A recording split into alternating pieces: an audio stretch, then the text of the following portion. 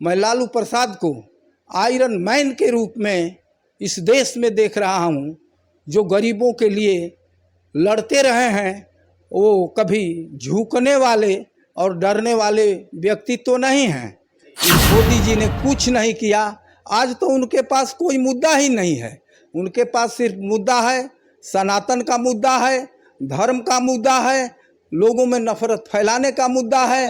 कोई मुद्दा नहीं। 5-5 विधायक हमारी अगुवाई में जीते थे, अच्छा चला। लेकिन कतिपय कारणों के चलते मैं बहुजन समाज पार्टी छोड़ करके राजद का दामन थाम लिया। नमस्कार, मैं रेहान और आप देख रहे हैं जनता सिटी। अभी हम बक्सर में हैं और बक्सर में लोकसभा चुनाव चल रहे हैं।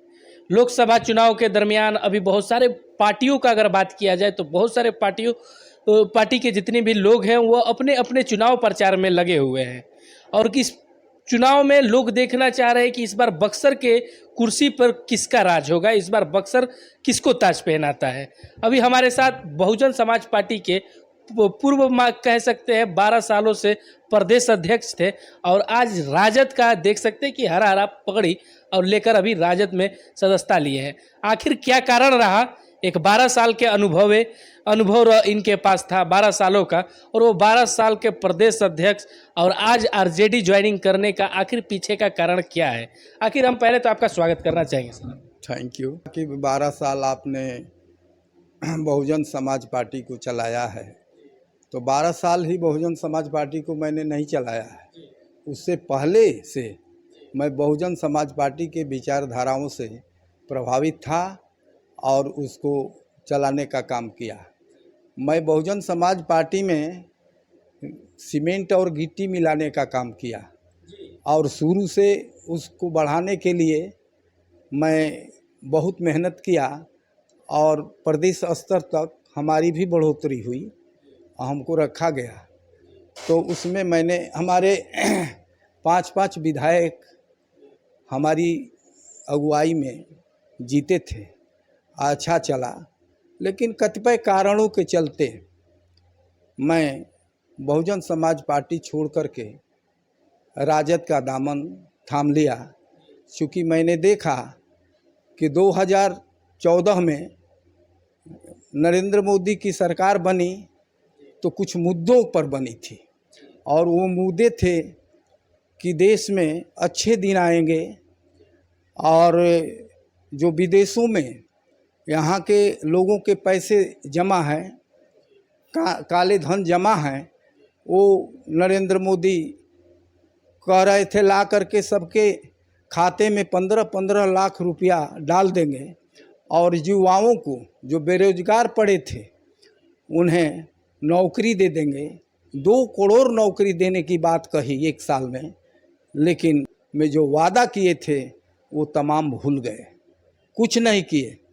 19 में भी उन्होंने पीछे वादे किए गए सारे भूलने के बाद अब दूसरा वादा लेकर आ गए कि हम किसानों की आय दुगना कर देंगे और हर गरीबों के मकान पक्का कर देंगे और ये बेरोजगारी मिटा देंगे, महंगाई घटा देंगे।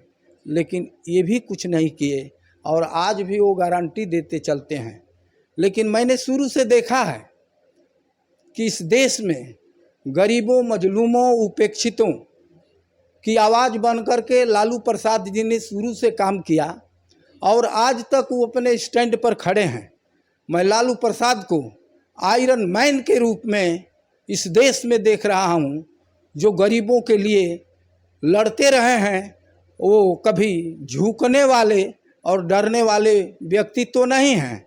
इसलिए मैं लालू यादव से प्रभावित होकर के राजद ज्वाइन किया कि मैं भी उसमें कुछ सहयोग करूं कि देश में जो आतंकवादी और झूठ बोलने वाली सरकार आई हुई है और जनता को त्रस्त किए हुए है, उसे हटाने का काम करें हम लोग, थोड़ा योगदान दें हम भी। इसलिए मैंने राजद ज्वाइन कर लिया। जी, बहुत सारे लोग तो ये भी कहते हैं कि मोदी जी देश को बहुत आगे लेकर चले गए हैं, 5वें नंबर पे 5वें स्थान पे देश को लेकर चले गए हैं। देश में बहुत ज़्यादा अगर देखा जाए तो डिजिटल भारत बना दिए देश को कि मोदी जी का सारा गारंटी योजना फेल हो जाएगा इस बार। मोदी जी की गारंटी योजना तो वास्तव में फेल होने वाला है, लेकिन ये जो आपने कहा कि बहुत लोग बोल रहे हैं, बहुत लोग नहीं बोल रहे हैं, बहुत लोग कराह रहे हैं और कुछ अंधभक्त बोल रहे हैं। बहुत लोग महंगाई से, गरीबी से, बेरोजगारी से, इनके अभी तो आतंकवादी गतिविधियों से करा रहे हैं। और मोदी जी अब आने वाले नहीं हैं। इस बार जो है लालटेन छाप बिहार में और इंडिया गठबंधन की सरकार देश में बनेगी, तब जाकर के लोगों को इज्जत की रोटी, सम्मान की ज़िंदगी और संपूर्ण सुरक्षा मिलेगा। ये गारंटी है, ये गारंटी है। ये राहुल गांधी का गारंटी, राहुल गांधी की गारंटी नहीं है। ये जो गठबंधन है, इंडिया गठबंधन, इसकी गारंटी है। मोदी जी तो कह रहे हैं इस बार 400 पार। मोदी जी हवा दे रहे हैं, लोगों को झांसा दे करके हमेशा बहलाने का काम किए, बहकाने का काम किए, लेकिन अब जनता सचेत हो चुकी है। दो बार उनको जिताई, मोदी जी ने कुछ नहीं किया। आज तो उनके पास कोई मुद्दा ही नहीं है। उनके पास सिर्फ मुद्दा है सनातन का मुद्दा है, धर्म का मुद्दा है, लोगों में नफरत फैलाने का मुद्दा है, कोई मुद्दा नहीं है। मोदी के खिलाफ जातीय समीकरण की कोई बात नहीं है। मोदी के खिलाफ जनता लड़ रही है, इंडिया गठबंधन की ओर से सरकार के खिलाफ जनता लड़ रही है। ये परिवर्तन की लहर चल पड़ी है और परिवर्तन होकर रहेगा बिहार में। कहीं ना कहीं लोग ये भी कहते हैं कि लालू यादव के राज में जंगल राज था और बड़े बड़े जो इंडस्ट्री एरिया थे वो आज तक बंद है लालू यादव के राज में, जब तक लालू का राज था। लालू यादव के राज में जंगल राज था, एक तकिया कलाम बना लिए हैं लोग। आज इसको रट लगा करके लालू जी को के ऊपर थोप करके बदनाम कर रहे हैं कि जनता इनसे छिटकती रहे और अपना उल्लू सीधा करते रहें। ये लोग किसके ऊपर दाग नहीं है ये नहीं बताएंगे, अपना दोष नहीं, अपनी समीक्षा नहीं करेंगे। लालू जी को जब समर्थन मिलने लगा है तो अब दाग दिखने लगा है। मतलब ये फिर अभी ये भी आवाज उठाया जाता है कि तेजस्वी यादव को भी कहा जाता है कि 9वीं फेल क्या मुख्यमंत्री बन पाएंगे। इसमें 9वीं फेल और 10वीं फेल की कोई बात नहीं है। इसमें करने की योग्यता जिसमें हो वही कर सकता है। बहुत पढ़े लिखे लोग कुछ नहीं कर सकते।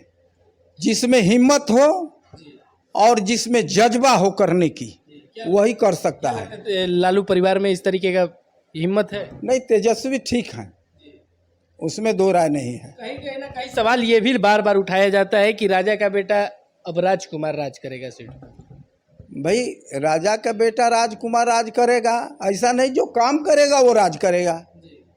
जो काम करेगा वो राज करेगा और जो सबके लिए काम करेगा वही प्रतिस्थापित होगा।